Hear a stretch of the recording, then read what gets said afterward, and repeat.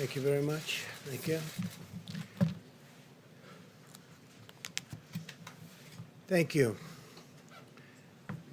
This is a holy week when religious believers across the nation will observe Passover, Good Friday, and Easter. Millions of Jewish families begin Passover at sundown tonight, a sacred, unbroken tradition that traces back to the ancient land of Egypt. And on Sunday, we celebrate our beautiful, wonderful Easter, which we all look forward to. And we're going to have many Easters together in churches in the future. We're getting closer. You see the numbers. We're getting much closer to getting our country back to the way it was.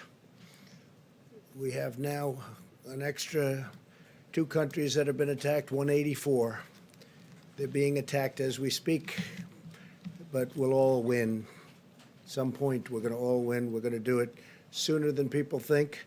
Earlier today, I spoke with 10,000 of America's faith leaders to thank them for raising the spirits of our people during these very difficult days.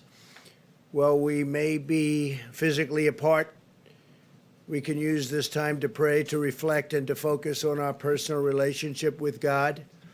I also spoke with more than 3,000 mayors, county commissioners, and state and tribal leaders to provide an update on our administration's ongoing drive to beat the virus, to crush the virus, and that's happening. It's happening, I think, if you look a little bit more quickly than people thought, maybe a lot more quickly, I hope.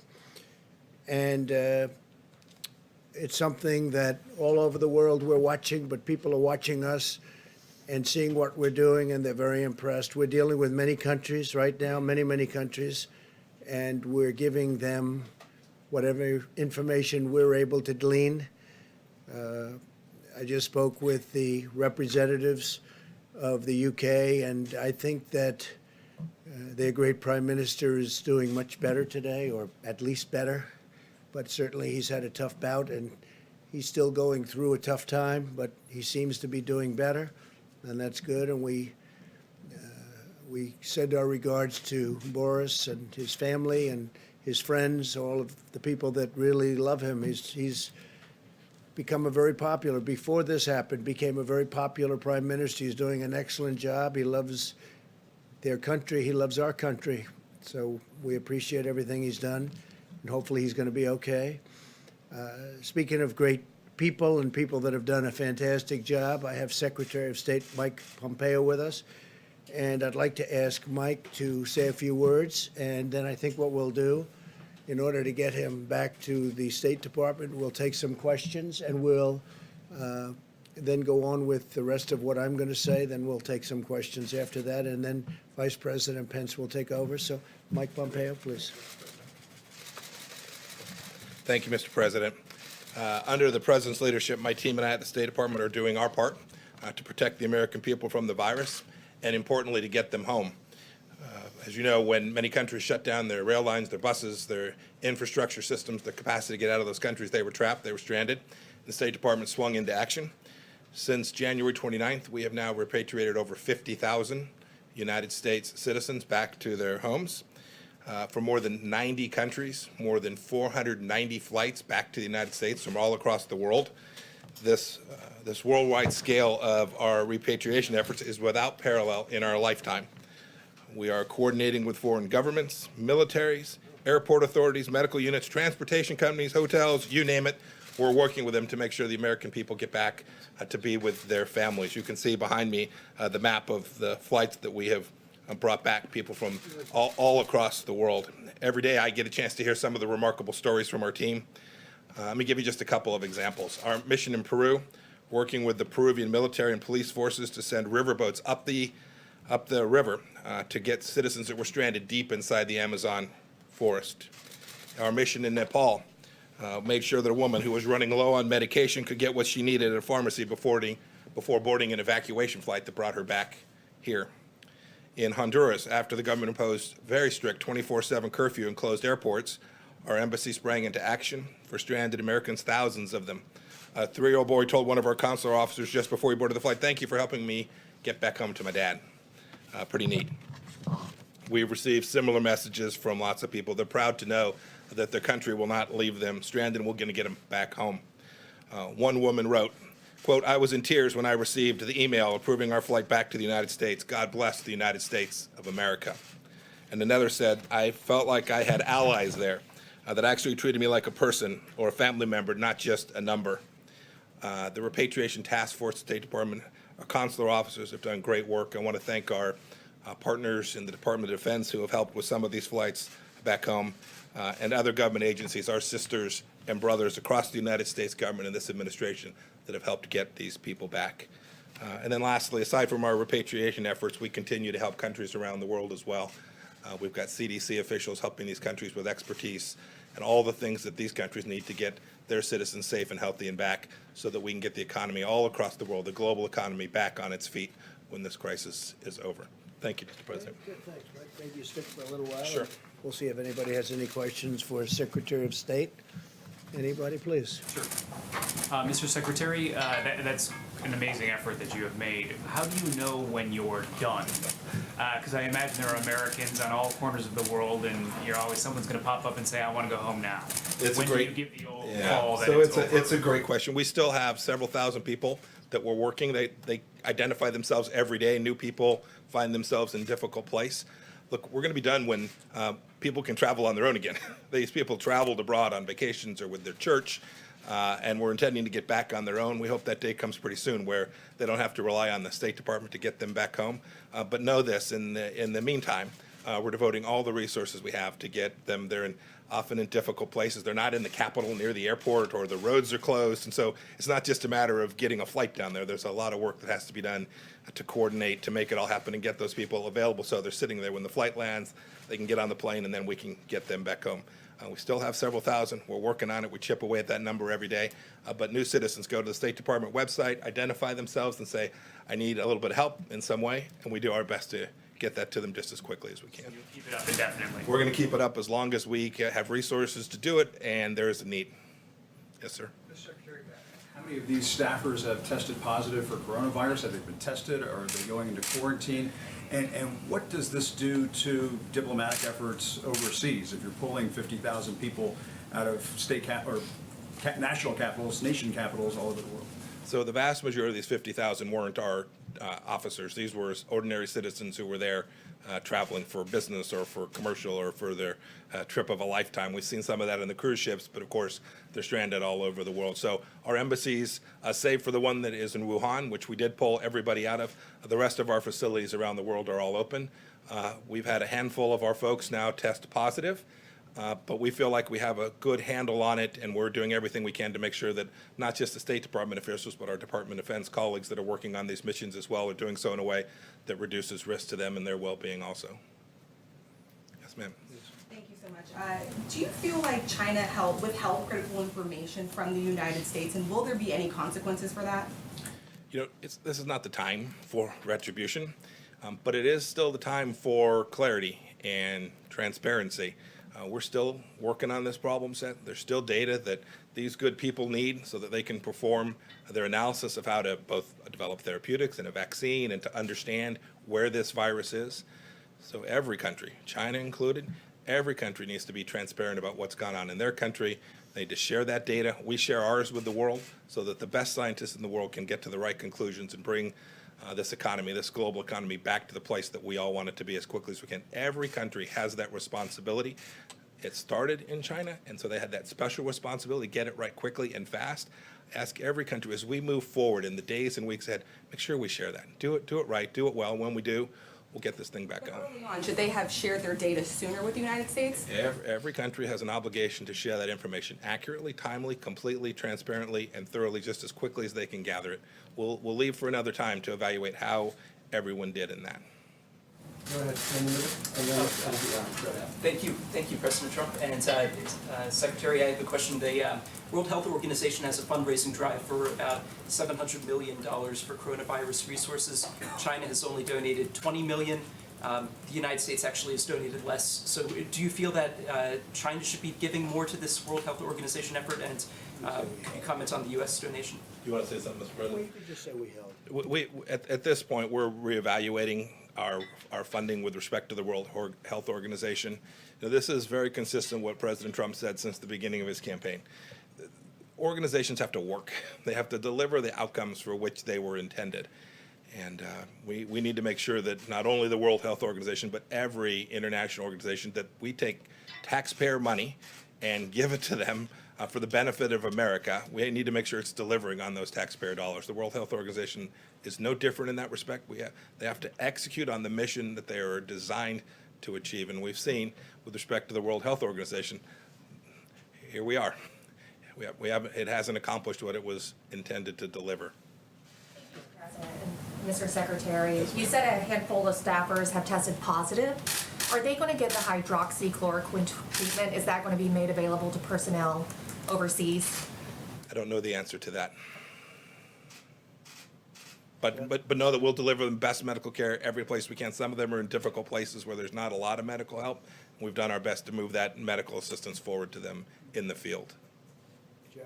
Thank you, sir. Mr. Secretary, right here, can you give us an update on the numbers you're seeing about coronavirus cases in Iran, and whether or not you have any updates on the United States helping them with that? So with respect to our assistance to Iran, we've offered from the first day we knew that the virus had struck the people of Iran, we offered humanitarian assistance. I regret that they chose not to take that. I've heard people talking about sanctions. The world should know there are no sanctions that prevent humanitarian assistance, medical supplies, pharmaceuticals from going to Iran. We offered American assistance. We've tried to help other countries get assistance in there as well. Had some ability to do that. I don't have any better data than what you've seen publicly than I could share with you with respect to the extent of the virus inside of Iran. Thank you, Mr. Secretary. Are you allowing exports of medical supplies at this time, or what's the status of that? So you've seen, we're making sure that we have what we need for the American people, whether that's gloves. I'll let the Vice President talk to numbers on that.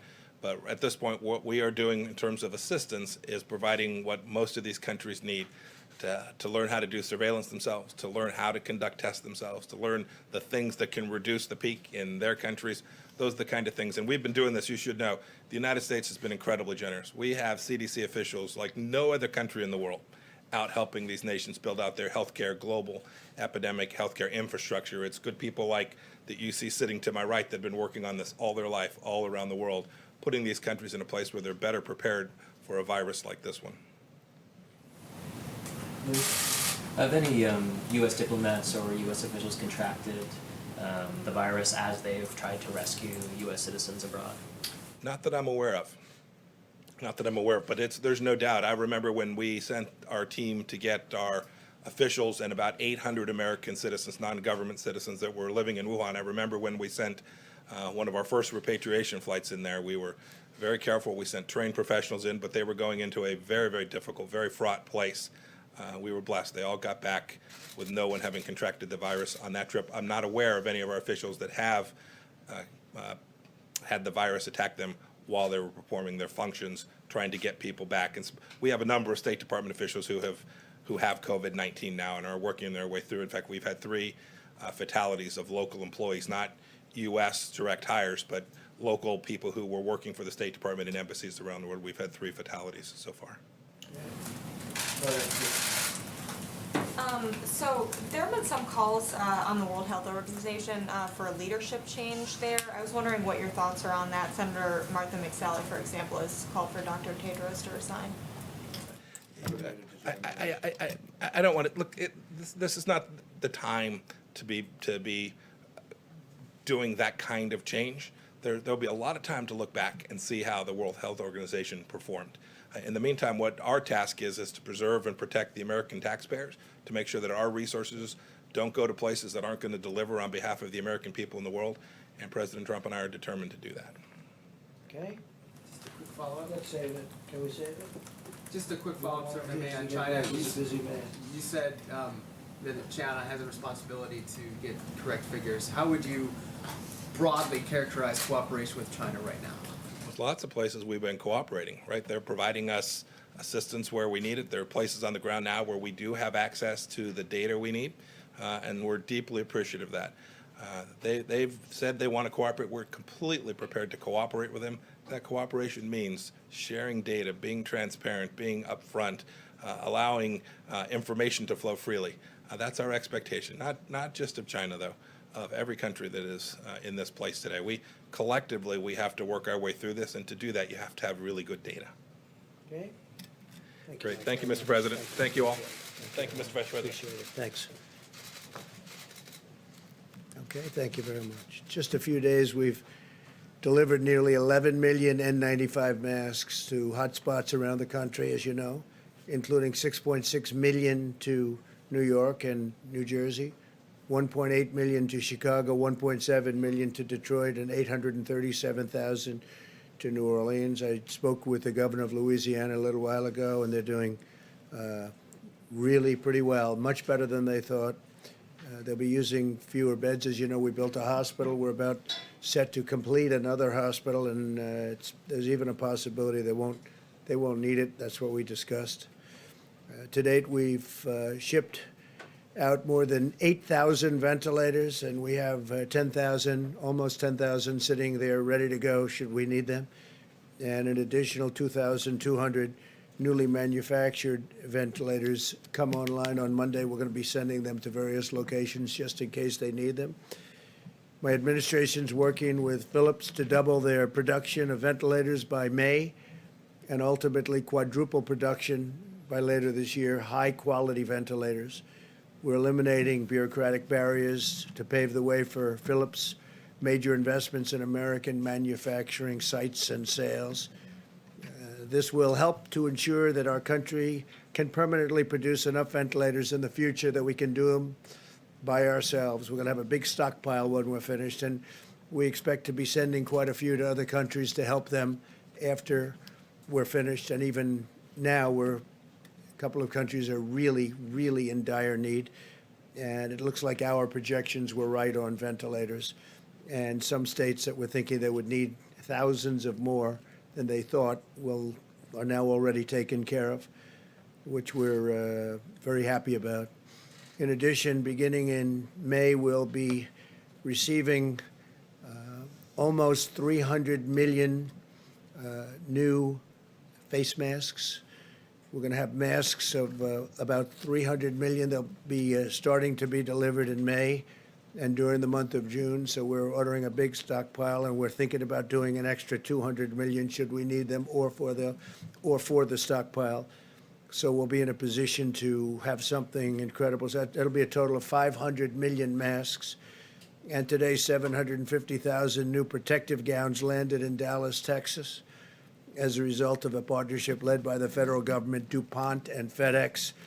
And that's been a great partnership. That's worked very well. So we have 750,000 new protective gowns, and these are at a high level, very high quality. As American industry steps up to help, so are America's doctors and scientists. 10 drugs are now in clinical trials, and my administration is taking unprecedented actions to make new therapies and treatments available without delay. The doctors, the lab technicians, the companies, I spoke to them yesterday, I spoke again today. They are coming up with things that are, I hope, in the very near future are going to be very, very special, very important. Our national stockpile is now equipped with nearly 30 million hydroxychloroquine pills. So we're up to about 30 million. We're distributing them by the millions. You read about State Representative Karen Whitsett, who I very much appreciate her going public, but she was, I think, very, very much helped by this pill. She saw what I was saying on television. She thought she was in very bad shape. I don't want to go further than that, but you see her story, you know her story. She's a highly respected state rep from Michigan, and I think she did a great service, what she's done. She's in terrific shape. She looks fantastic, and she was very generous with her statements. In addition, the azithromycin and zinc, they say zinc. You should add zinc. Now, it's all has to be recommended by doctors, physicians, but they say zinc. I want to throw that out there because that's where they seem to be having the best result.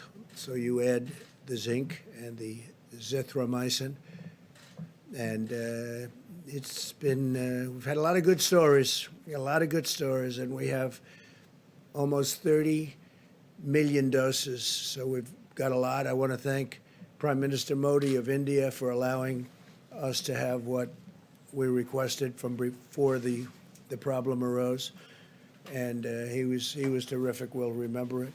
Later today, the CDC will release further guidance to help ensure critical infrastructure workers can perform their jobs safely after potential exposure to the virus, and so they're working on that. The question was asked a little while ago about the World Health Organization, and as you know, they made a statement on January 14th, I guess it was, that there was no human-to-human transmission. Well, there was. They probably made that statement in the second or third week of December in addition, but they made it very powerfully on January 14th. And they criticized me very strongly when I said that we're going to shut down flights coming in from China, and especially from certain parts of China, but from China generally. We were criticized very badly. So last year, and for many years, hundreds of millions of dollars has been paid to the World Health Organization, hundreds of millions of dollars a year. And last year was $452 million, and China paid $42 million. Before that, it was $500 million, and China paid less than $40 million. And before that, it was similar numbers in the 400s, 300s, and sometimes even in the 500s of millions of dollars. And China would do proportionally just a small fraction of that number. And I think they have to get their priorities right. And their priorities are that everybody has to be treated properly, every country. And it doesn't seem that way, does it? It doesn't seem that way. So we're going to do study, investigation, and we're going to make a determination as to what we're doing. In the meantime, we're holding back. We want to see it very unfair. So the United States, $452 million compared to $42 million. That's to the World Health Organization. That's not good. That's not good. Not fair. Not fair at all. And other countries, as you know, also gave very substantially less than the United States. And the World WHO, World Health, got it wrong. I mean, they got it very wrong. In many ways, they were wrong. They also minimized the threat very strongly, and not good. I want to take this opportunity to express the thanks of an extremely grateful nation to the Americans who go to work every day, especially in these critical industries in the midst of the pandemic, to care for and protect and feed American people, including medical personnel, law enforcement, first responders, food suppliers, sanitation workers. And somebody mentioned today, would you please specifically call out cashiers and clerks at grocery stores who are in danger during the pandemic, during the epidemic. They're in danger. They're really in great danger. And they've been incredible, and I want to call them out, to cashiers and clerks. We grew up with cashiers and clerks and grocery stores, and they've been great, and they've really been true American heroes. So I want to call them out because they're working hard, and they're working in conditions that aren't ideal, but soon they'll be ideal again. As we mourn the terrible loss of life for this and from this grave pandemic, we're seeing signs that our aggressive strategy to slow the spread is working. The number of new cases is stabilizing. The number of beds necessary in so many locations. I was watching this morning New York. I was watching Louisiana. You see what's going on. The numbers are changing, and they're changing rapidly, and soon we'll be over that curve. We'll be over that top, and we'll be headed in the right direction. I feel strongly about that. Some terrible days ahead, but we're going to have some wonderful days ahead. And we're going to get this behind us, this terrible thing behind us. Some people will never be able to forget if they had a loved one, if they had a great friend or a friend. But we're going to get it behind us. This is a tribute to the discipline and the devotion of the American people, what we've accomplished. if every American continues to strictly adhere to social distancing guidelines, we can defeat the invisible enemy and save countless lives, and we can do it much more quickly. We're hopefully heading toward a final stretch, the light at the end of the tunnel, as I was saying. As we continue to wage all-out medical war to defeat the virus, we're also fighting an economic war to ensure we can quickly turn to full financial strength. We have to get our country back. We have to get going. Everybody wants to get going. Yesterday, I asked Congress to provide an additional $250 billion to expand the incredibly successful Paycheck Protection Program. You've seen what's gone on there. It's incredible, actually, which is allowing our small businesses to keep employees on the payroll and get ready for the opening. Like a second opening to protect millions of American jobs, I'm asking Congress to pass additional funding for this program this week as soon as possible. And I think we have pretty good understanding with the Democrats. Hopefully it's going to be bipartisan. We do not have time for the partisan games, and we don't want that, the obstruction or totally unrelated agendas. We want to do this for the small businesses and the workers. And we can do a phase 4, and a phase 4 will be later. This will be an expansion of what we've already done because it's so successful. The $350 billion will be expanded by hopefully $250. And if you look at the kind of loans, thousands, tens of thousands of loans to small businesses, it's a great thing to see. It's turned out to be more successful and more productive than anybody would have thought. But Democrats and Republicans are coming together to get that job done. That's a very important job. In recent days and days ahead, we'll restore America's health and economic might, but also dimensions of our national strength will be brought together, I think we have a chance to be stronger than ever before. We've learned a lot. And we have tremendous stimulus now, tremendous stimulus, and we're going for more. Hopefully we'll be doing an infrastructure bill so we can rebuild our roads and highways and bridges and tunnels and all of the things that we should be doing for our country. We're going to rebuild our country, not other countries where they don't even appreciate it. As our citizens persevere through this present challenge, we're renewing American unity, and we're replenishing American will, and we are witnessing new American valor each and every day. We see it every day. The daring and determination of our people in this crisis reminds us that no matter how hard it gets, no matter what obstacles we must overcome, Americans will keep on fighting to victory, and we will secure the glorious future that our citizens so richly deserve, especially after going through this nightmare, this evil beast. So we're getting very close, and hopefully it will, hopefully it's on the other side and it will end soon, and I think it will, and I just think that the people of this country are fantastic. So we'll take a few questions, and then Vice President will take over. Please, go ahead, please. Thank you so much, Mr. President. ABC is reporting that your intelligence committee was warning about the virus as early as November and produced a detailed report about the outbreak in China. When did you first learn about the intelligence, and could you have acted on it then? Well, I learned when I learned about the gravity of it was sometime just prior to closing the country to China. And when we closed up the flights coming in from China and various other elements, and then, as you know, we closed up to Europe. So I don't know exactly, but I'd like to see the information. Yeah, please, please. President, a lot of Americans want to see businesses reopen, to get back to so do work. I, more than anybody. So what specifically has to happen for you to feel that it is safe to reopen the country, and what is your plan to do that? Well, I think we can say that we have to be on that downside of that slope and heading to a very strong direction that this thing is gone. Now, we could do it in phases. We can go to some areas, which you know, some areas are much less affected than others. But it would be nice to be able to open with a big bang and open up our country, or certainly most of our country, and I think we're going to do that soon. You look at what's happening. I would say we're ahead of schedule. Now, you hate to say it too loudly because all of a sudden things don't happen. But I think we will be sooner rather than later. But we'll be sitting down with the professionals. We'll be sitting down with many different people and making a determination. And those meetings will start taking place fairly soon. So you wouldn't do that until the health experts tell you it's safe to do it? Yeah, I would rely very heavily on them, yeah. you think, is there a system for monitoring and testing that you're looking at? that Yeah, will we're lead putting in, that to be- we're putting in very heavy testing systems. We have the best testing systems.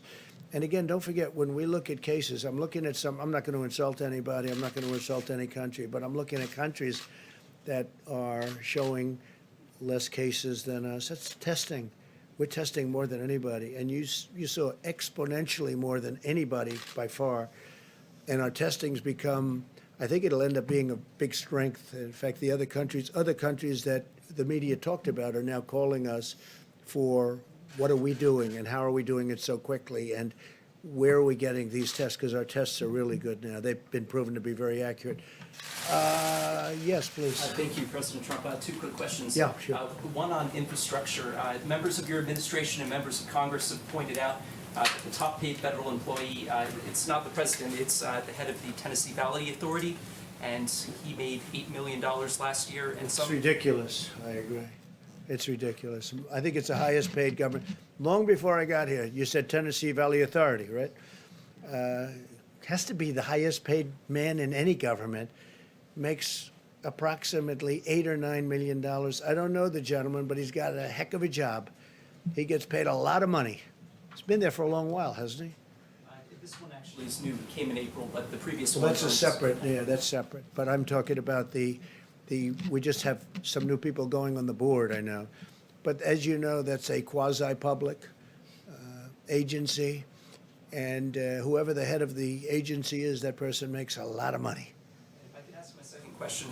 which is an amazing thing, right? And when we want them to do something, they're not there for us. That's not good. That's not good. The second They've been there question- for a long time. That's been a story for a long time. And I assume that you would support reducing that salary as part of the infrastructure bill. Yeah, reducing it by a lot. Thank you. And, my other question That'd be is, the greatest job in the history of government, almost. Certainly if you're into money. Tennessee Valley Authority, that's right. Go ahead. so I've been waiting for somebody to ask me about that. It's been bothering me for a long time, too. Go ahead. one of the biggest rating hits of the coronavirus, aside from these briefings, has been a show on Netflix called Tiger King. Yeah. And the man who's the star of this is a former zoo owner who's serving a 22-year prison sentence. He's asking you for a pardon, saying he was unfairly convicted. Your son yesterday jokingly said that he was going to advocate for it, and I was wondering if you've seen the show and if you have any thoughts on pardoning Joe Exotic. Which son? It must be Don.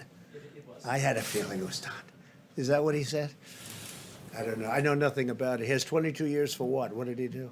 He allegedly hired someone to murder an animal rights activist, but he said that he didn't do that, and he was. Do you think he didn't do it? Are you on his side? Well, Are I'm a you reporter. I shouldn't take sides. recommending a pardon? No, I'm not advocating As a anything. reporter, you're not allowed to do that. You'd be criticized by these. Would you recommend a pardon? I'm not weighing in on Tiger I don't King. think you would. I don't think you would. Go ahead. You have a question? like Joe Exotic. I'll take a look. Is that Joe Exotic? That's Joe Exotic. Let me get back to Go ahead. the coronavirus if I can, Mr. President. Yeah. Last week, your top experts were saying that we should expect 100,000 to 240,000 deaths in this country. You've been talking about how it looks like maybe things are plateauing. Are these numbers now being revised downward? I know you don't want people to stop social distancing and that sort of thing, but what can you tell us about the numbers? Are they being revised? My impression, Jim, is those were the numbers that were set, and they were set as an expectation from quite a while ago. I think we're just doing much better than those numbers. If either of you would like to talk about that, it's a fair question. You want to come up, Deborah? I know Dr. Redfield said something about it too. Yeah, so I think many of you have done the analysis of the same models that we utilized. And if you do the models of the models, you end up with that range. At the same time, we carefully looked at Italy and Spain, and we are doing much better in many cases than several other countries. And we're trying to understand that. We believe that our healthcare delivery system in the United States is quite extraordinary. I know many of you are watching the Act Now model and the IHME model and they have consistently decreased the mortality from over almost 90,000 or 86,000 down to 81,000 and now down to 61,000. That is modeled on what America is doing. That's what's happening.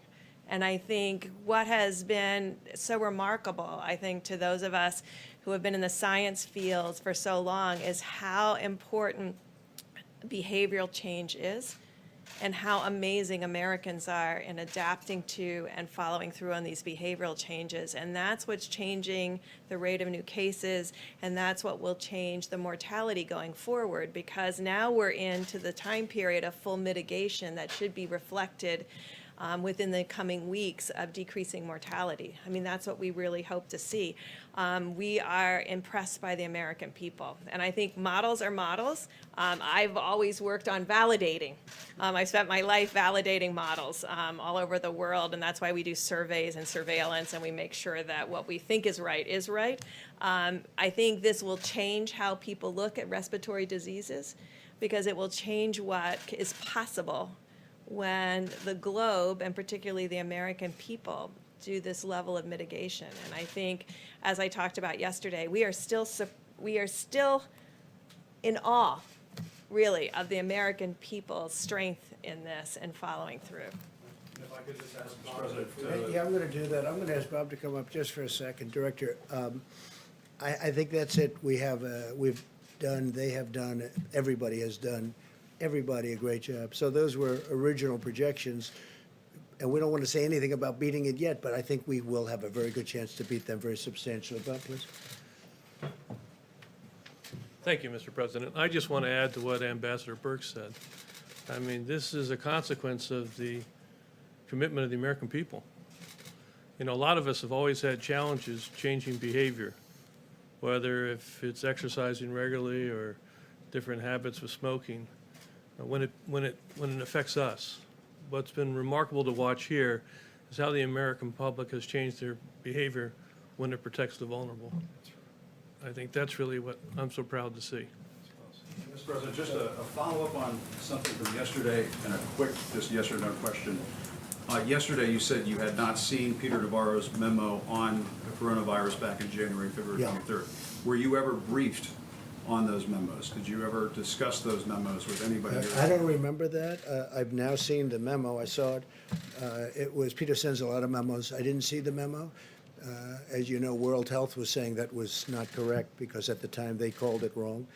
But I didn't see the memo, but I acted as quickly as people were shocked that I acted so quickly, and everybody thought I was wrong because I did act so quickly, as you know, with respect to closing the borders, with respect not only to China, but with Europe, I closed the borders, and I think that was very important. But no, I didn't see the memo at the time, but I have seen it since. Yeah, please. One other Wait quick a minute, question. John, let me do a couple of others. We'll go back. The head of the World Health Organization today warned against politicizing. I agree with that. And he said that consequence of this politicization could actually create more body bags. It's a pretty vivid image. I mean, what do you believe the consequences of the U.S. pulling out its funding of the WHO? Well, I think when you say more body bags, I think we would have done, and he would have been much better serving the people that he's supposed to serve if they gave a correct analysis. I mean, everything was, I said, China-centric. Everything was going to be fine, no human to human, keep the borders open. He wanted me to keep the borders open. I closed the borders despite him, and that was a hard decision to make at the time. We were all together. We made a decision against the World Health Organization. So when he says politicizing, he's politicizing. That shouldn't be. But look, we spend $450 billion, $452 billion, almost $500 billion last year, hundreds of billions in previous years. And they got to do better than that. They got to do better. When you talk about politics, I can't believe he's talking about politics when look at the relationship they have to China. So China spends $42 million, we spend $450 million, and everything seems to be China's way. That's not right. It's not fair to us, and honestly, it's not fair to the world. Okay, question in the back? Yeah. Thank you, Mr. President. There's breaking news today and a couple of reports from a couple different outlets that Jared Kushner's team is seeking to create a national coronavirus database, a tracking system for patients who've been diagnosed. Now, his spokesperson said that that's not true. Yeah, it's not. I have never heard about it. Doesn't sound like a bad idea, actually, but I have not heard about that. Be okay with it if it. I don't know if I'd be okay. I have to see it, but it sounds very scientific, and it sounds like it could be good based on tracking, but it also has to do with rights and lots of different constitutional questions. I have not heard that at all.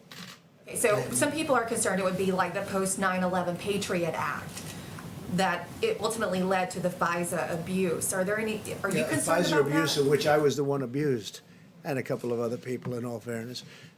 No, I don't know anything about it. I haven't heard it. I mean, I'll speak to them. I don't think so. They would have told me. I would have known about it. Please. Thank you, Mr. President. The Nevada delegation is unhappy because smaller casinos and businesses that make profit In Nevada. from gaming in Nevada found out they're not eligible for the CARES Act PPP money. Is this, and I talked to one member who said You gaming. mean because of the number of employees? Because of the number of employees. And yet they're small businesses. And they thought gaming would not be treated any differently than any other business with this. Was this an Well, I oversight? could look at that. I could look. It's a great state, and I will take a look at that strongly. Are you talking only the smaller casinos? Yeah, I'll take a look at that. Fine. I don't mind that. Please. Yeah, we'll take a look. Yeah, we haven't heard. Nobody told me about it, but I'll look at it. It's a great state. They do a great job, so I'm going to look at it very strongly. I understand what they mean. Please. Thank you, Mr. President. Turning to the economy, what if you urge Americans to go back to work and they don't listen to you? Would you leave that up to the governors, to businesses, to citizens to decide when it's safe to stop social distancing? Well, when you say they don't listen, I think they're going to listen. They want to go back. Everybody wants. They're going stir crazy. They've been in those houses and those apartments, and they've really been. They've done a great job. Again, when you look, the question was just asked about, about how are we doing compared to projections. Those were just original projections. The big projection being 2.2 million people would die if we did nothing. That was another decision we made. Close it up. That was a big decision that we made. Two very smart people walked into my office and they said, listen, these are your alternatives. And that was a projection of, I guess, 1.5 to 2.2 million people would die if we didn't close it up. It's a lot of people. So if we do a number that's tremendously smaller than that, now if we did close it up, the numbers got to 100 to 220 million people. So if we can stay substantially under the 100, which was the original projection, I think we all did a very good job, even though it's a lot of people. Say it? Do you think we'll be on track for that by May 1st? Well, right now, we're doing well in terms of the numbers. I can't tell you in terms of the date. We don't want to go down, and then we can start going up if we're not careful. So we have to be careful. As far as distancing, social distancing, and other things, certainly for a while, at some point that's going away. We'll be able to sit next to each other and everything like we have all our lives. This is a very unique thing. This has not happened, anything like this of this magnitude, since 1917, 1918. The great pandemic, that was something. But people want to sit next to each other at restaurants. They want to sit next to each other like normal at a football game, baseball game, basketball game, hockey game. No, we want to go back to life. Now, the first period of time, maybe we'll go a little bit slower, and maybe we'll be talking about distancing. But at some point, we expect to be back like it was before. And hopefully, it'll never happen. Hopefully, it will. If it does happen, it's going to be in 100 years from now.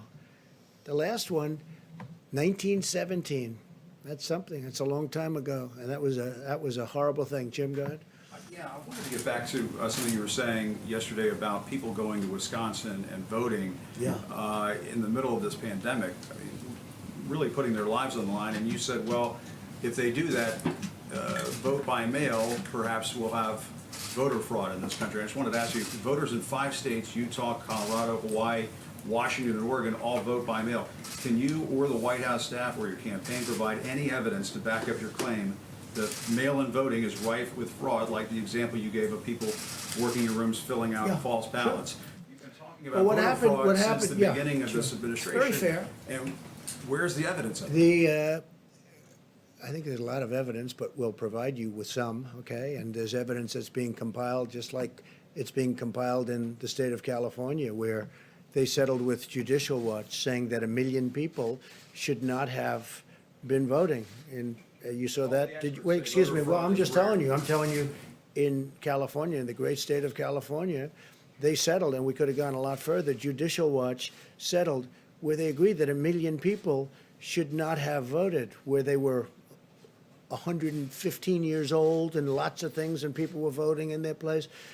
What I see, and every one of those states that you mentioned is a state that happens to be won by the Democrats.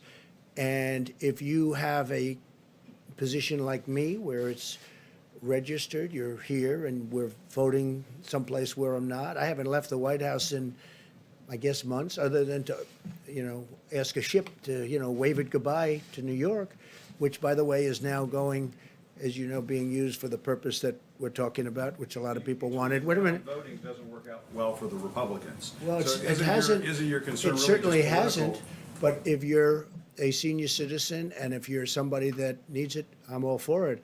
But they have to be very careful, because the things with bundling and all of the things that are happening with votes by mail, where thousands of votes are gathered, and I'm not going to say which party does it, but thousands of votes are gathered and they come in and they're dumped in a location, and then all of a sudden you lose elections that you think you're going to win.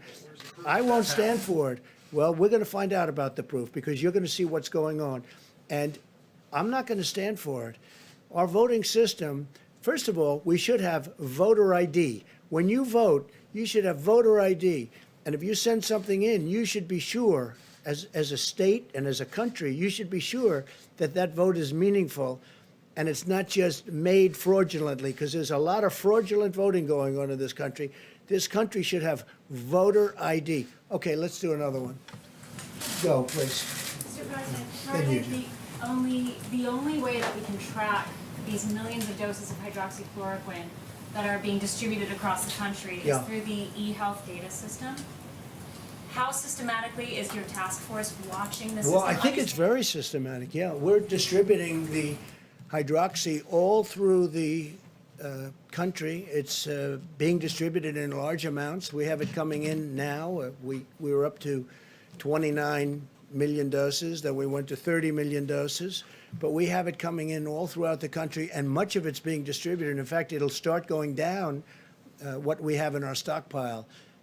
And again, it's had, I hope it works. Again, I'm not a doctor, as you possibly have found out. I'm not a doctor, but I'm a person with common sense. And we've had some very good results over the course, including a woman who just reported it 2 days ago. Yes. Through the eHealth data system, are they? I think no. We're looking to provide it in many different ways. In many ways, in certain instances, we've been asked. In the case of Michigan, we've been asked who the governor of Michigan would like to. I think she's become a big fan of it as a medication, as something that's going to help with this horrible virus. And we're delivering it to the governments of various states when they ask. So certain states are asking, certain governments are asking, and we're delivering it directly to the government. Yeah, please, go ahead. Thank you very much, Mr. President. We know many people around the world are paying close attention to this Yes. press conference. So Yes. on behalf of Good. Where are you foreign from? media, Where are you from? I'm from Taiwan. Good. Yes. On behalf of Foreign Media Group, I'd like to ask you two questions. First question is that the French President Macron called Iranian President Rouhani and say that Europe has started to ship the medical goods to Iran. Will you consider Medical goods? Yes. That doesn't bother me. Yeah. So will you think? If they're sending medical goods to Iran, it doesn't bother me. No. Okay. Yeah, so the other question is that the world also paying attention to the U.S. election. So we are also, we know that Bernie Sanders has dropped out I today. did see that today. Yeah. Well, he didn't really drop out. He didn't really. What about his delegates? I mean, he said he's going to keep his delegates, and which is sort of interesting. He's going to keep his delegates, and he'd like to get more. Now, is he dropping out or not? That's not dropping out. When you keep your delegates and then you want more delegates before you get to the convention, that's a weird deal going on there. I don't know what's happening. And I don't know why President Obama hasn't supported Joe Biden a long time ago. There's something he feels is wrong. Why isn't he'll come out? I'm sure he's got to come out at some point, because he certainly doesn't want to see me for 4 more years. We're not. We think a little bit differently. You know what? I'll tell you, it does amaze me that President Obama hasn't supported Sleepy Joe. It just hasn't happened. When's it going to happen? When is it going to happen? Why isn't it? He knows something that you don't know, that I think I know, but you don't know. So it'll be interesting. But with Bernie, I saw his standard fare today. I watched. And I hope that a lot of Bernie Sanders people, just like they did last time, we got a tremendous percentage of Bernie people. And I think they voted for me largely because of trade, because Bernie and I agree on trade. We agree that the United States has been ripped off by virtually every country they do business with. The difference is I've done a lot about it, and I'm doing more about it. And we've made incredible trade deals, including USMCA, the deal with China, and then all of a sudden that gets disturbed by this virus situation. But China has to spend almost $250 billion on purchasing our products, $40 to $50 billion with our farmers. And the Bernie Sanders people are big believers on what I'm saying on trade, and I got a lot of them in the last election that surprised people, but it didn't surprise me. No, those are great people. They're great people. But I just, look, I'm looking at Bernie Sanders. I watched this morning, and I said, what is that all about? Mike, you saw that, the delegates. He's not giving up his delegates. He's keeping them, and he said he wants to get more of them. And I think he's doing it to negotiate, I assume, but I don't know. That's a hard thing to do. Yeah, Jeff, go ahead. Mr. President, OPEC is meeting with Russia tomorrow and some other countries to discuss oil prices. Yeah. Oil prices are at $23 a barrel. Oh, that's good. Finally, somebody knows something when they ask a question. What is your message to them ahead of their meeting tomorrow? Will the U.S. consider a coordinated cut of production here? I don't think, look, we already cut. You know, we're like very market oriented. If you look at Texas, and if you look at North Dakota, and if you look at some of our states that do this very well, they've already cut way back. You know, they cut back automatically. But in the case of Russia, in the case of Saudi Arabia, they increased production at a time when you didn't need it, and then they got hit by the virus, which knocked out 40% of the market, and now they're flooded with oil. Look, I just say this. You have two countries that are getting hurt very badly. Russia's getting hurt. That's their primary source. And Saudi Arabia, that's definitely their primary source. And it doesn't make sense that they flooded the market for whatever reason they did that for themselves. It's an argument that they had. And I think they'll straighten it out. A lot of progress has been made over the last week. And it'll be interesting to see what comes out of OPEC tomorrow. But OPEC, obviously, for many years, I used to think OPEC was very unfair. I hated OPEC. You want to know the truth? I hated it because it was a fix. But somewhere along the line, that broke down, and it went the opposite way. And we have a tremendously powerful energy industry in this country now, #1 in the world. And I don't want those jobs being lost, okay? What will you do, just one follow-up to that, sir, what will you do if they don't end up cutting We'll tomorrow? see. I mean, I have a lot of options, please. Got a lot of good options, Jeff. Beauties. I might like it even more. Now you'll watch. Let's see what happens. Hopefully they can make a deal. Let's go. Thank you, Mr. President. Clearly, Americans are getting very anxious to go back to work. I There's agree. something optimistic. Including me. Still very vague. Now that the IMHE model specifically has been adjusted down to 61,000, when are we going to open back up? Can you give us a better date? Is it going to be April 30th, May 1st? You said adjusted back down 61,000. What was adjusted back down? The IMHE model, the one that originally predicted like between 100 and Yeah, go 200,000. ahead. Well, it's still a big number, right? 61, right? That's a big number. Go ahead. But can you give us a more specific date? Will it be Well, I don't April wanna do that. 30th, Look, May 1st? I had a date, and I thought it was a very aspirational date. It's turning out to be very interesting because a lot of good things are happening by Easter. But I had a very aspirational date. I didn't think you could make it. I didn't say we would do it by Easter, but I said, boy, wouldn't that be great to shoot for Easter? That would be a great day, beautiful day, very important day to a lot of people like me and like some of you in the room, maybe all of you in the room, frankly. But Easter is a very important day. So I had aspirationally, I said, let's see if we can do it at Easter, you know, but I said it would be very tough. And I was criticized for that. So I don't like giving dates. And that wasn't a date. That was just an aspiration. That would have been incredible. But I don't think we're going to be very far behind. And some of these models are looking like Easter is going to be a very important date anyway because of the curve. I mean, it's hitting the top and it's starting to come down. And one person said Easter is looking like a good time. So a good time for that, for heading down. So we'll see what happens. Look, there's no reason to do that. We have a lot of good things happening. When I spoke to the governor of Louisiana today, he said, Tony, they need far less beds than they need. I said, well, good, because we're building 1,000-room additional. We built them 1,000 beds, and now we're building another 1,000. And I said, listen, is there a way that we don't build? I don't want to build them if they don't need them. In New York, the Javits isn't too heavily used. It's ready to go. 2,900 beds. Plus, we now have the ship set for COVID if they want to use it, and we're using it for Governor Murphy in New Jersey. So we'll see what happens. But, you know, the numbers are coming way down. The ventilators, we're all set. We have a lot to go if we want, but I'm not getting calls where they need ventilators anymore. So we were right on those ventilators. I'd love to have additional ventilators for some of the countries that are our allies and our friends. And even if they're not our allies and our friends, you're saving human lives.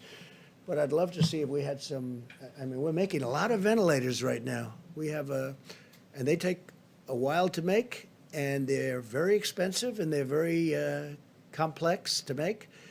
But I'd love to be able to help other countries once we're taken care of. But I just sent 100 ventilators to Colorado, and that was great.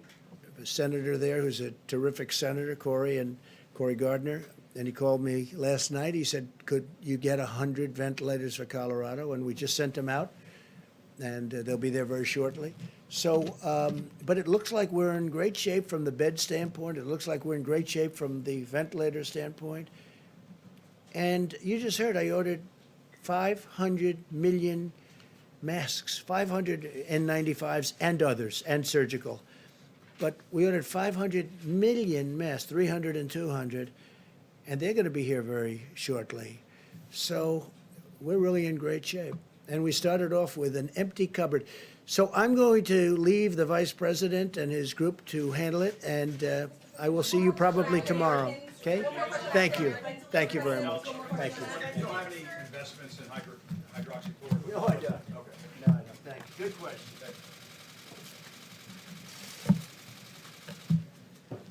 You all can come up if you want. I'll be brief. Well, good evening, everyone, and to our fellow Americans out west, good afternoon.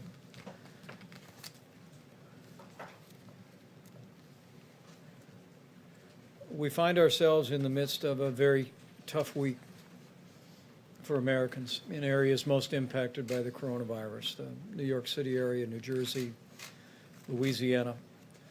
Continue to focus resources and attention on those areas, and I know that the hearts and prayers of the American people are with all of those communities. But in the wake of more than 1.9 million tests, we see more than 400,000 Americans have tested positive for the coronavirus, and sadly, we've lost more than 14,000. We grieve, but as the good book says, we do not grieve like those who have no hope. In this very special week, I know that the faith of millions of Americans is a comfort to them. The President and I spoke to more than 10,000 faith leaders, and we were able to express to them our gratitude for the way that they're strengthening the communities that they serve. But we also find hope in the numbers that Dr. Birx will continue to reflect on today. For as Dr. Fauci explained yesterday and in the days before, the losses, as grievous as they are, that we are seeing today are a reflection of people that contracted the coronavirus in many cases before strong mitigation steps were taken, before the guidelines for America fully took hold. The cases, however, and the new cases and the hospitalizations are in fact a reflection of the results of what the American people are doing.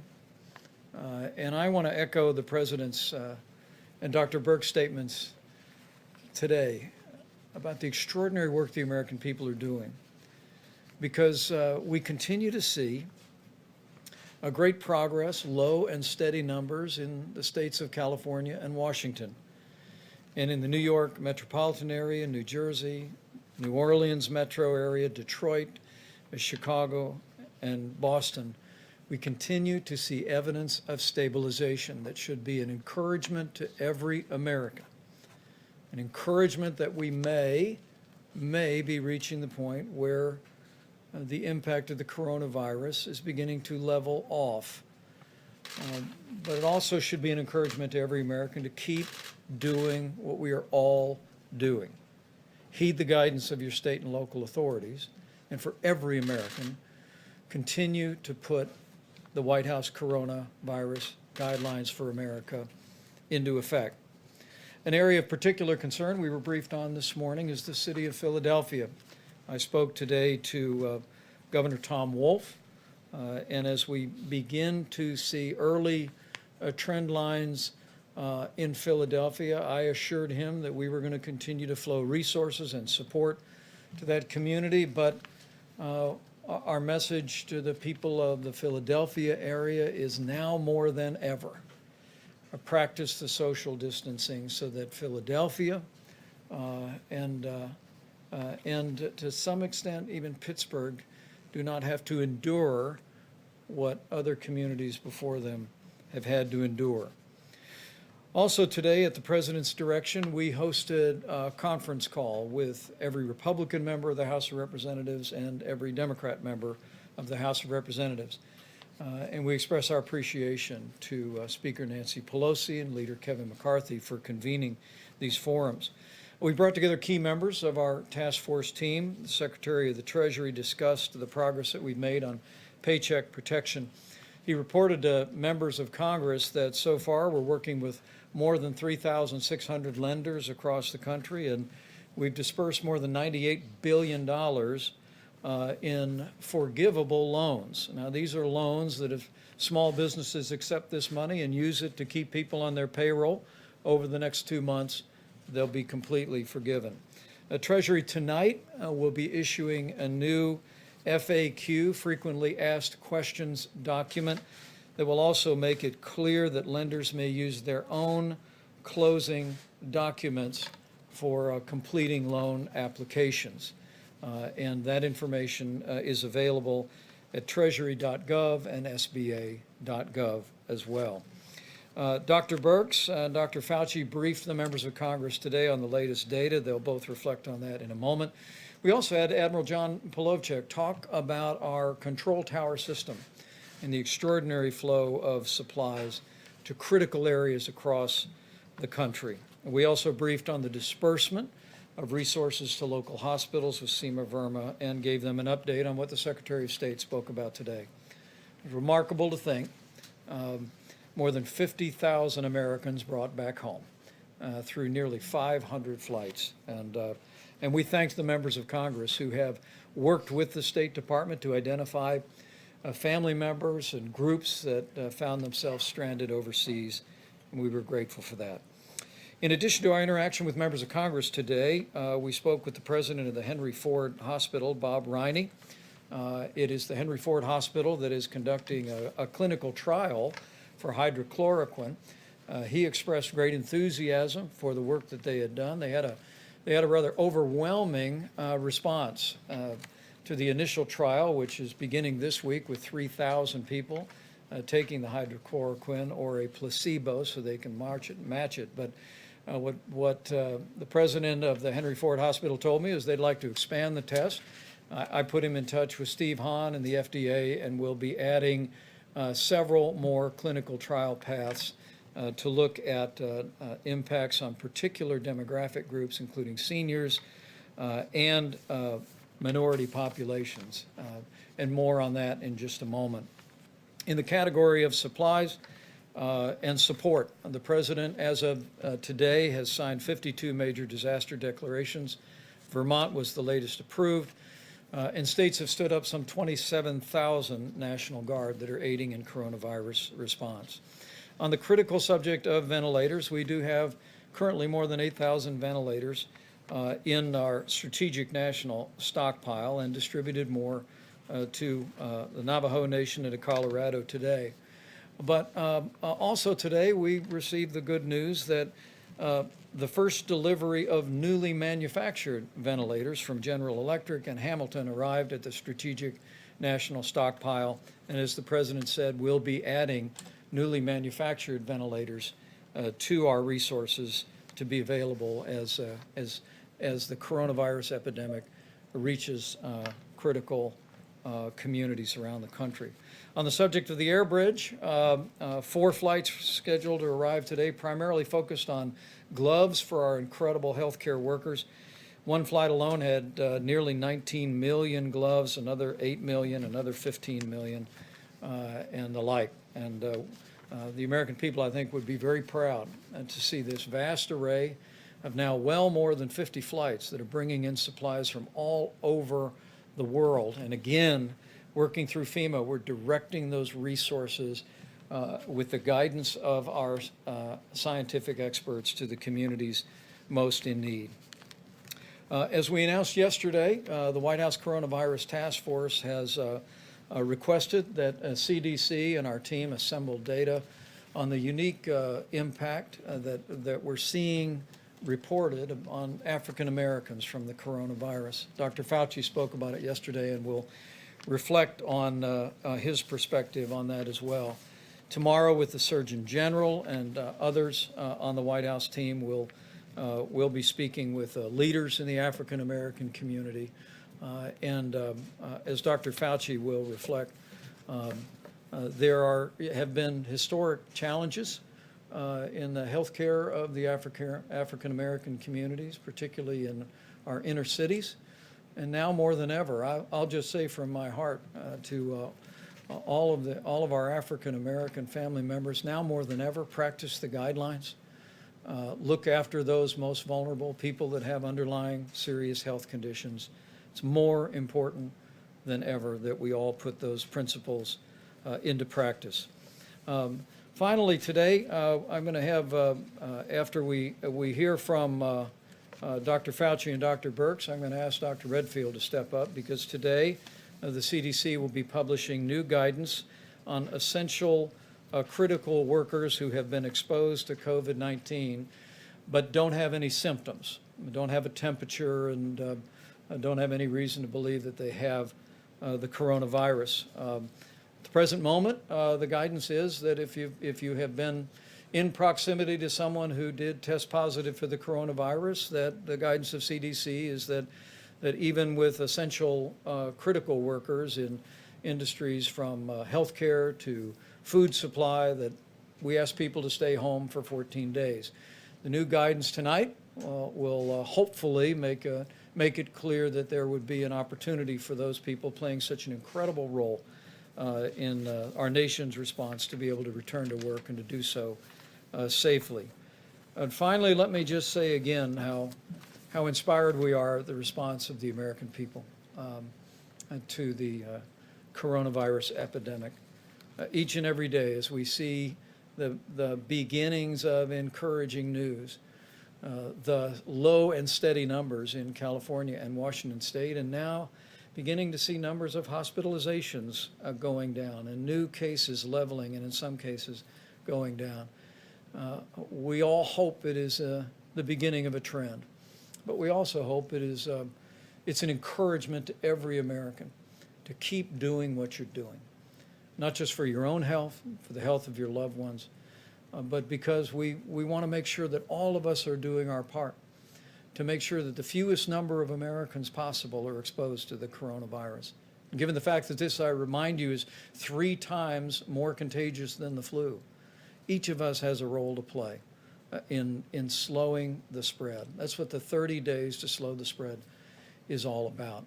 It's about protecting your health. It's about making sure that our healthcare workers and our healthcare system is not overwhelmed by the coronavirus, and ultimately it is about saving lives.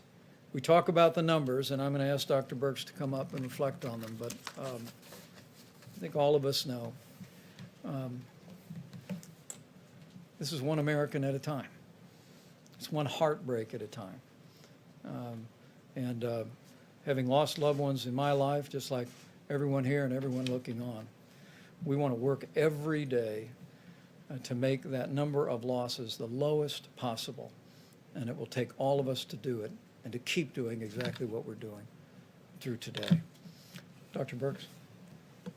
Thank you, Mr. Vice President. I just want to start where the Vice President left off. I come out of the services, Army. We always talk about honoring the fallen, and I think for every American, what we can do now to honor the fallen that have fallen and given them really their deaths to this horrible disease, to the healthcare workers that are in the front lines trying to save every single one, to honor them, and to honor our elders and the individuals that we know are at the greatest risk for bad outcomes. We all need to continue to do our work. Yes, the number of cases have stabilizing or is stabilizing, but I do want to go through those numbers with you because we talk about these as micro epidemics in metro areas and in rural areas. So in the New York metro area, which includes obviously northern New Jersey, Connecticut, and Rhode Island, there are still 11,000 new cases per day, and their positivity rate on their testing is still in the 40% plus range. So there's still a significant amount of disease there, and everyone needs to continue to follow the guidelines. New Orleans metro area, 800 new cases per day, but a seropositivity rate on their testing of 28%. Detroit metro area, 1,400 cases per day, 26% positivity. Chicago, 1,200 cases per day, and 18%. Boston, 18% positivity, 1,100 cases per day. Denver has fallen to 180 cases per day, but still has 15% seropositivity in their testing. California and Washington have stayed stable at about Seattle, 350 cases per day. The LA metro area, 800 cases per day. But their test positive rates are remaining in the 9% range. And so this really gives us some idea of what it takes. They have been continuously mitigating. Imagine what we're talking about, New York going from 40+% seropositivity and 11,000 cases a day down to the LA metro area of 800 cases per day and 9%. So this is what, when the president talks about reaching the top and coming down, those are the kinds of things we need to see. And the only way we will see them is if every American continues to follow the guidance. Now, in the Philadelphia metro area, where I come from, it's 1,400 cases per day. This, of course, includes Camden, the counties around the Philadelphia metro, and Wilmington. And in the Baltimore and the Washington, D.C. area, 15% seropositivity and 500 cases per day and 200 cases per day in Baltimore. This is how we're looking at it, county by county, metro by metro, rural region by rural region, to make sure we don't miss anything. And we're triangulating testing data with the attack rates, with the hospitalization, with the number of cases, and really creating a mosaic of who needs what when to ensure that every American is served well. I had a great call today with a group of pediatricians, the head of the American Academy of Pediatrics, and with the American College of Obstetrics and Gynecology. Behind the scenes and working every day are the pediatricians fielding those phone calls from every concerned mother, and of course grandmothers like myself, and protecting our children every day to ensure that they have access to the medical care that they need while this is happening. And to every pregnant woman out there, I was very reassured hearing from the American College of Obstetrics and Gynecology. They have put amazing things in place to protect every pregnant woman. They have been social distancing in their offices. They have increased all of the disinfecting. They have lengthened the time between clients. To every pregnant woman, don't miss your appointments. If your OB thinks you need to be there, you should go. And please know that on the labor and delivery wards, they are doing everything to protect you and their babies. They are committed to you. They are absolutely committed to you having a good experience. Make sure if your physician believes you should be in the hospital for your delivery, make sure you're following their guidance. We don't want any pregnant women to suffer a bad outcome during this time. So again, I just want to conclude by thanking the American people and recognizing the number of people we're losing per day is serious to all of us, and it could be so much worse. But our frontline healthcare providers and the way they're talking to each other about how to improve care for every individual that they serve, you see them on the TV, you see them in the emergency room, you see what they're up against. This is how we can honor them, is to make sure we continue to put, as Dr. Fauci always says, put your foot on the gas and make sure that we continue to strongly mitigate and really protect those with pre-existing conditions. And finally, those pre-existing conditions we know now include asthma. So asthma, hypertension, cardiovascular disease, diabetes, any of these conditions, renal disease, no matter what age, please make sure you're following the guidelines to protect those individuals in your household. We know they're more susceptible to a worse outcome. We don't think that anyone's more susceptible to getting infected. I want to make sure that everyone understands everybody is susceptible to getting infected. This virus is very transmittable, as we well know. But we need to protect those that need our protection the most. So thank you all for what you're doing to get the message out to ensure that we continue to protect each other in this very difficult time. Great. Dr. Fauci, please. Thank you, Mr. Vice President. Just to follow up and underscore what Dr. Birx has said, as I've said many times from this podium, the spectrum of going from infection to getting ill, to requiring hospitalization, to intensive care, to death. And what is the most striking thing that obviously is so sobering to us is when we see the number of deaths.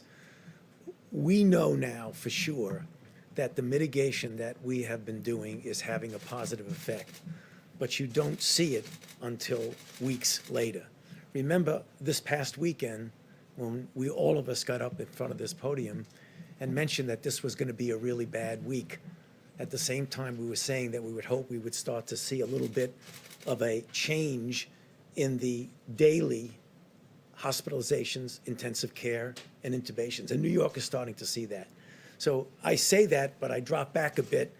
Don't get complacent about that, because what's going to happen 2.5 weeks from now is really what's going to happen with regard to the people who are getting new infection. As Dr. Birx said, everybody is almost certainly as susceptible as anybody else to getting infected. It's what happens to you after you get infected. And again, to just keep emphasizing, we need to keep mitigating. We know that this is something that is a strain on the American public, but it's just something that we have, not only the only tool, it's the best tool. And to just shift a bit to what we said yesterday regarding the African American community, it is very painful to see, and I've seen it throughout my entire medical career, that the health disparities in the minority community, but particularly the African American community, puts them at risk, apart from coronavirus issues, puts them at risk for diseases much more so than the general population. The double whammy that you suffer now is when you have this terrible virus, which essentially preys in its ultimate deleterious effects on people with those underlying conditions. And since that is more predominant in the African American population, we want to double down and say to the young people, to the elderly people in that community, to please try as best as you can to protect yourself if you're a younger person, and to please protect the people who are susceptible. Your grandmother, your grandfather, your elder uncle, the people who have these underlying conditions. Because we are not going to solve the issues of health disparities this month or next month. This is something we should commit ourselves for years to do. But what we can do now, today, is to prevent people who are put at higher risk because of their demographic group from getting into a situation which is much, much more deleterious than the general population. So I plead with all of us in the population, but particularly for those of us, our brothers and sisters in the African American community, because we know that mitigation does work. The reason we know it works is the question that was asked about the numbers, that why they came down, or the projections. Because remember, What you do with data will always outstrip a model. You redo your models depending upon your data. And our data is telling us that mitigation is working. So again, as Dr. Berg said, keep your foot on the accelerator because that's what's going to get us through this. Dr. Redfield? Thank you, Mr. Vice President. I just wanted to follow up. One of the most important things we can do is keep our critical workforce working. And I think you heard it said that we have many different critical workforce industries in this country. Obviously, first responders, healthcare workers, but as you heard, it's also individuals who help maintain our food supply, et cetera. And so what CDC has done is that we've really looked at the essential workforce and how to maintain that workforce, particularly at this time as we begin to get ready to reopen and have confidence in bringing our workforces back to work. And so we've put out a new guidance for essential healthcare workers who've been exposed to the coronavirus. These are individuals that have been within 6 feet of a confirmed case or a suspected case, and so that they can, under certain circumstances, they can go back to work. If they're asymptomatic, as the Vice President said, they could go back to work if they do several things, as we say here. Take their temperature before they go to work, wear a face mask at all times, and practice social distancing when they're at work. What we'd ask them not to do while they're at work is we want them to stay at home if they're sick. We want them not to share objects that would be touching their face, and we would like them not to congregate in break rooms, lunch rooms, and crowded places. And in the second slide, if we're talking to the employers of these critical industries, we would ask those employers to take the employee's temperature and assess their symptoms before starting them back to work. If the employee does become sick, we want them to be sent home immediately. We'd like them to increase air exchange in the buildings and increase the frequency of how they clean common surfaces, and really begin to get these workers back into the critical workforce so that we won't have worker shortage in these critical industries. So that's the new guidelines that CDC will be posting today. And those will be available at cdc.gov. And thank you, Dr. Redfield. And we'll have questions for anyone on the panel, please. Just a couple things to clarify. The 500 million masks the president mentioned that are being developed, are those for healthcare workers, or are you planning to actually hand out masks to the American public?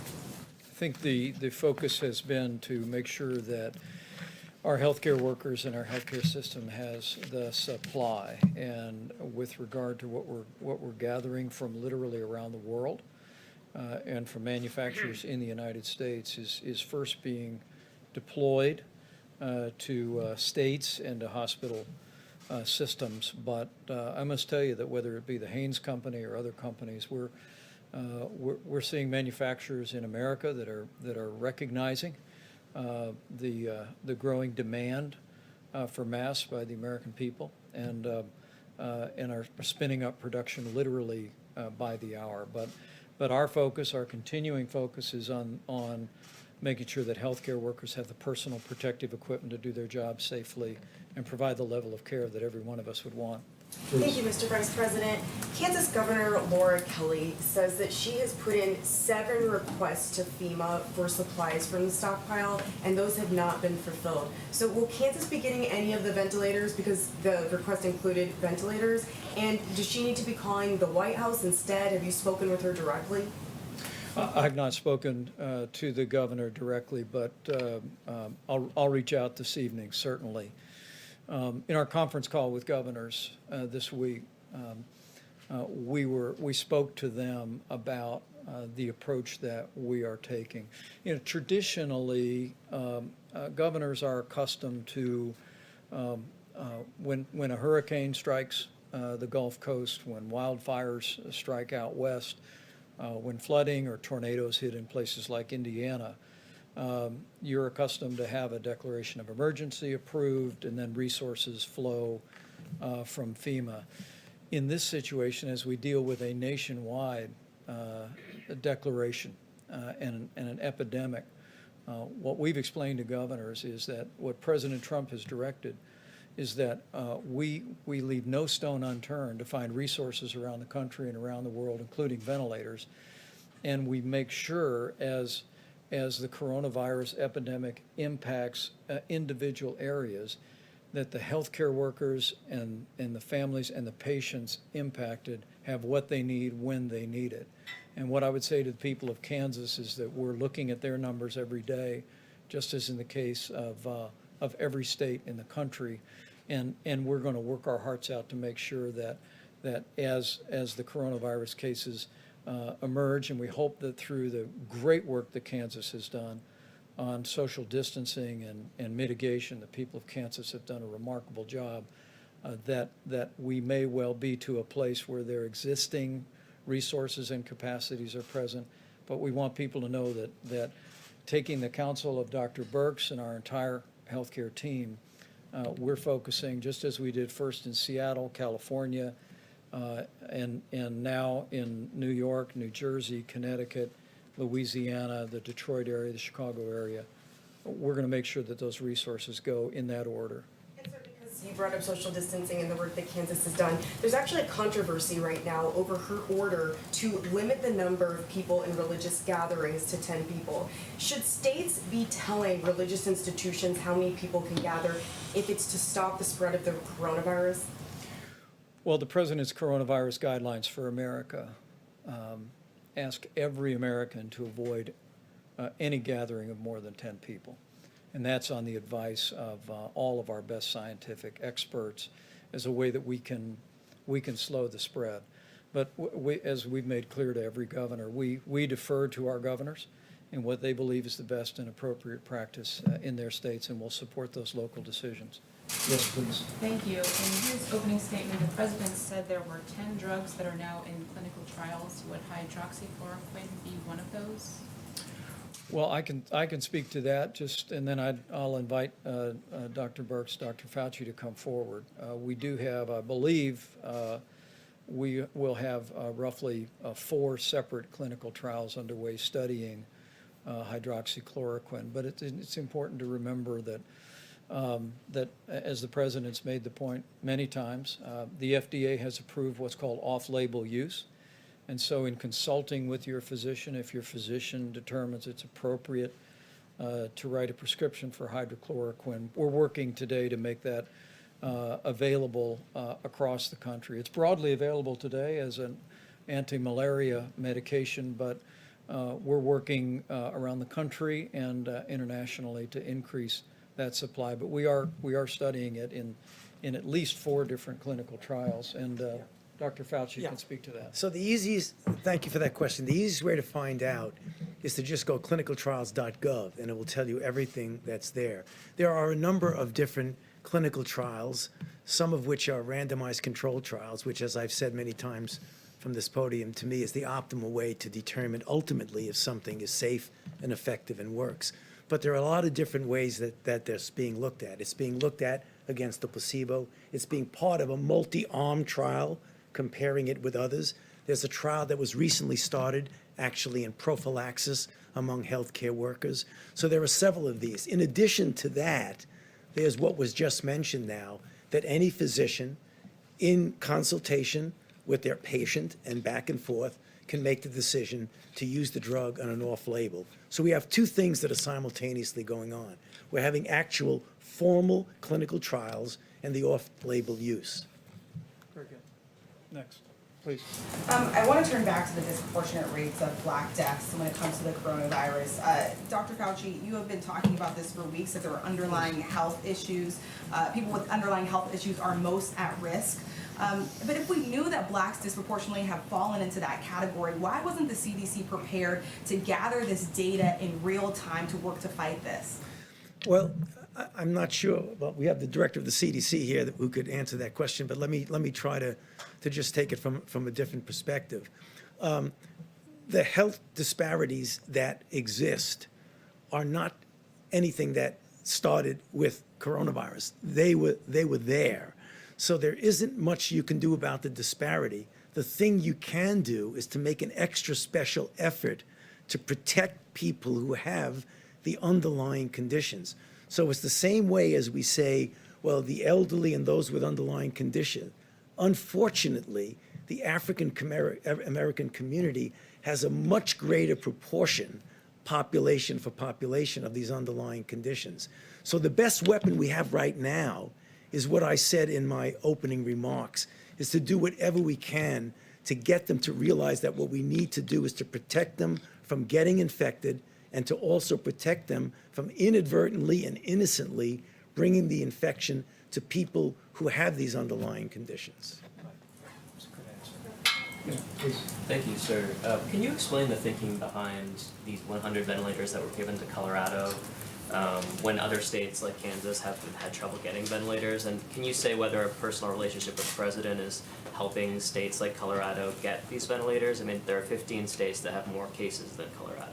Well, what I can say is that we've been watching Denver very closely, and like many of the other key areas that I touched on, we're beginning to see some encouraging news, but in our interactions with the governor and with local officials and with the senator, we've made an effort not only in Colorado but around the country to be particularly responsive to states where we've seen a growth in cases.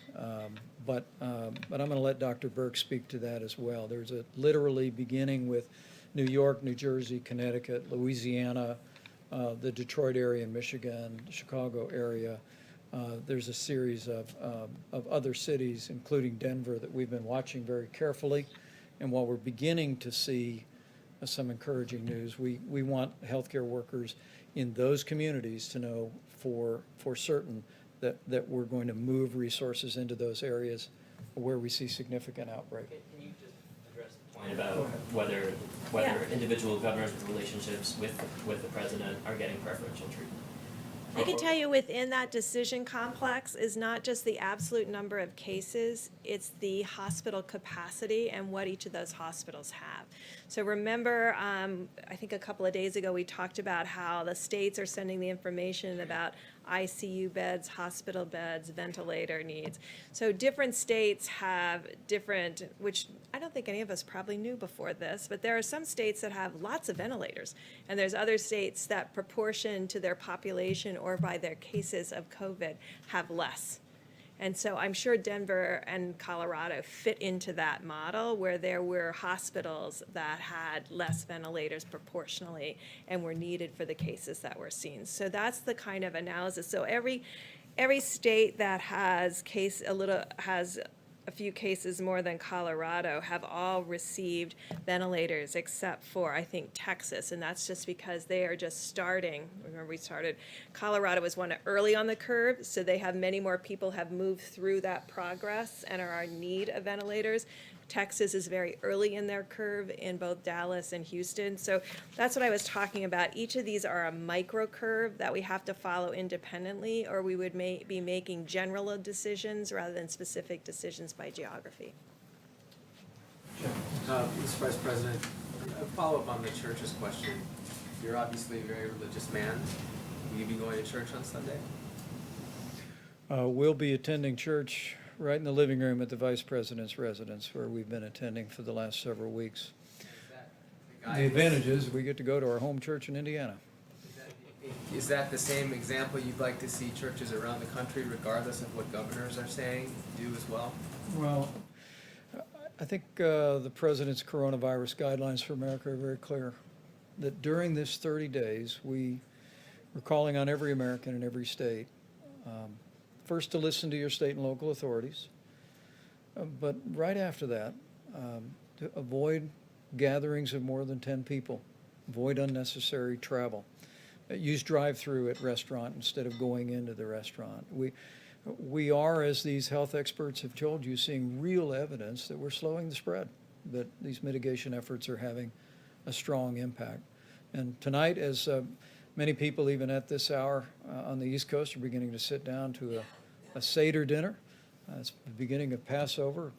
And with Easter celebrations this Sunday, we just want to encourage every American to heed the counsel of the guidelines, put those into effect, and know that in so doing, we'll hasten the day. We'll hasten the day that we put the coronavirus in the past and we reopen our country. Mr. Vice President, can I ask a question of Dr. Birx or Dr. Fauci? Of course. As you are both probably aware, there's a lot of misinformation, conspiracy theories out there about the coronavirus. There are some commentators who are suggesting that the number of dead are being inflated because they're saying that people who are dying with other issues are being listed as COVID-19 deaths. Perhaps you've seen some of this commentary. You may be too busy to see it, but it is out there. What do you say to those folks who are making the claim without really any evidence that these deaths are being padded, that the number of COVID-19 deaths are being padded?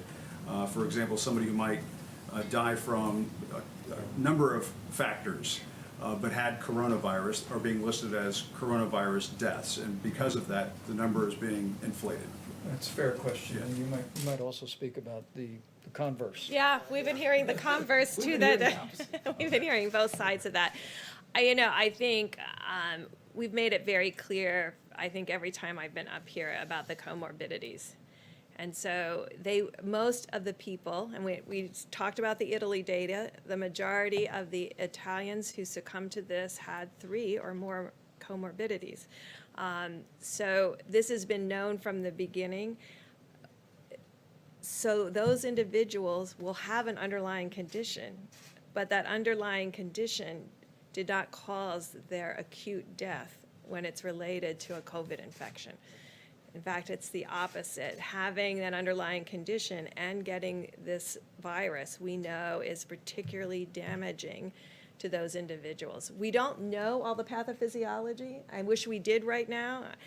We see a lot of vasculitis where Tony and I came from. Tony actually, Dr. Fauci started in the vasculitides and Wegener's. So, these are things we have studied for a long time. We are trying to understand the pathophysiology, but what we can tell you at this moment, if you have asthma, if you have renal disease, if you have diabetes, if you have hypertension, these are pre-existing conditions that put you at a greater risk to having a worse outcome. So, Jim, just to add a comment to that, because, having been through other serious issues, particularly the very painful early years of HIV, AIDS, when people talk about conspiracy theories, you will always have conspiracy theories when you have very challenging public health crises. They are nothing but distractions. I can assure you, we have so much to do to protect the health and the welfare of the American people that I would just hope we just put those conspiracy stuff and let somebody write a book about it later on, but not now. Dr. Birx, you said something about not enough tests being performed because some of the labs, the machines aren't running. Did you want to clarify that? What did you mean by 80% weren't running? So I have a call with them at 8 p.m. tonight. Every single one of those 120 laboratories, I think 87 of the laboratory directors have confirmed that call. It has to do with a machine called an Abbott M2000. It's a very high throughput machine. We have 1 million tests out there. I made a big push, and Abbott was extraordinary about getting those out to the labs. This is not sitting in a warehouse. These are physically in these laboratories, sitting there right now. The machines aren't running. They're not running. So we've only run 88,000 tests in 3 weeks off of those machines with 1 million test kits. So as someone who has worked in a lot of laboratories, to have a machine that is needed, because we could have screened every healthcare worker. These machines are every place in the country. So they could have screened in these last 3 weeks 100% of the healthcare workers across the country that needed these tests to be done, and they're high throughput. So I have a call with them at 8 o'clock to really talk about. Can that to happen? Can an order be given? Well, I asked the vice president to give me a chance to talk to my colleagues first, but we have a call with the CEOs of those hospitals tomorrow. Great. Thank you. That's a really important question, and it underscores the fact that Dr. Birx pointed out, that with this new test, Abbott Laboratories, FEMA's been busy distributing to states around the country. We purchased 1,200 of these machines to be able to do these tests, but there's 18,000 all across America.